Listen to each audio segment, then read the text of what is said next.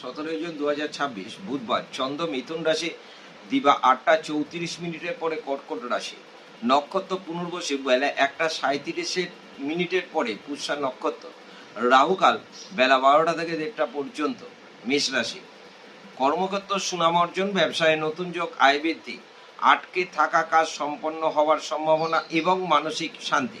বৃষ রাশি কর্মক্ষেত্র শুভ, ব্যবসায় ঝুট ঝামেলা এড়িয়ে চললে শুভ, পারিবারিক সমস্যার সম্মুখীন হবার সম্ভাবনা, আয় মধ্যম, মানসিক চিন্তা বৃদ্ধি।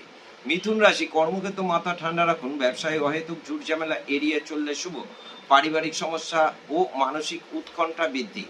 কর্কট রাশি কর্মক্ষেত্র সুনাম, ব্যবসায় নতুন উদ্যোগ, আয় বৃদ্ধি, পারিবারিক ভ্রমণ এবং মানসিক শান্তি। সিংহ রাশি কর্মক্ষেত্র শুভ, ব্যবসায় মাথা ঠান্ডা রাখুন, শুভ হয়, রাস্তাঘাট খুব সাবধানে চলুন, ব্যয় বৃদ্ধি, মানসিক দুশ্চিন্তা।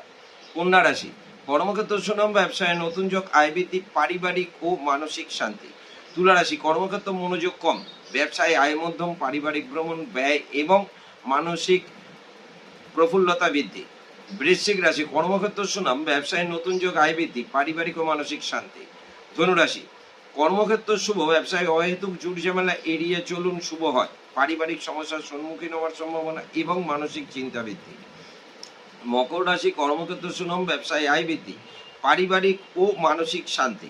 কুম্ভ রাশি কর্মক্ষেত্র সুনাম অর্জন, ব্যবসায় নতুন যোগ, আয় বৃদ্ধি, পুরানো আটকে থাকা কাজ হয়ে যাওয়ার সম্ভাবনা এবং মানসিক শান্তি।